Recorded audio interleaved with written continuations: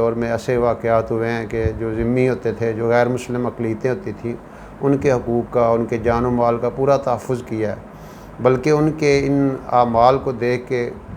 کتنے ہی غیر مسلم اسلام قبول کیا۔ ایک دفعہ صحابہ کے زمانے میں مسلمانوں نے ایک جگہ پہ قبضہ کیا، اس میں غیر مسلموں کی کثرت تھی، تو انہوں نے 1 سال کا معاہدہ ہوتا ہے جو جزیہ لیا جاتا ہے، غیر مسلموں سے ایک ٹیکس لیا جاتا ہے ان کی حفاظت کا، اور وہ بھی مقصد ہوتا ہے کہ آپ ہمارے رہن سہن کو، ہمارے حالات کو، ہمارے ڈیلنگ کو دیکھیں اور اس کے بعد آپ اسلام قبول کر لیں۔ تو کسی وجہ سے ان کو 6 مہینے بعد وہ علاقہ چھوڑنا پڑا، تو وہاں کے جو مقامی جو کمانڈر تھے، امیر تھے، انہوں نے باقاعدہ وہ پورا حساب کتاب کیا اور ان کے جو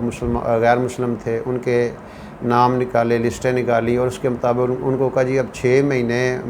ہم پہلے جا رہے ہیں، آپ کی حفاظت ہم نہیں کر سکتے، اس وجہ سے ہم آپ کو یہ پیسے واپس کر رہے ہیں۔ تو اس واقعے کو دیکھ کے کتنے غیر مسلم جو تھے وہ مسلمان ہو گئے، اور وہ رو رہے تھے کہ ایسے لوگ بھی ہیں۔ اور ایک دفعہ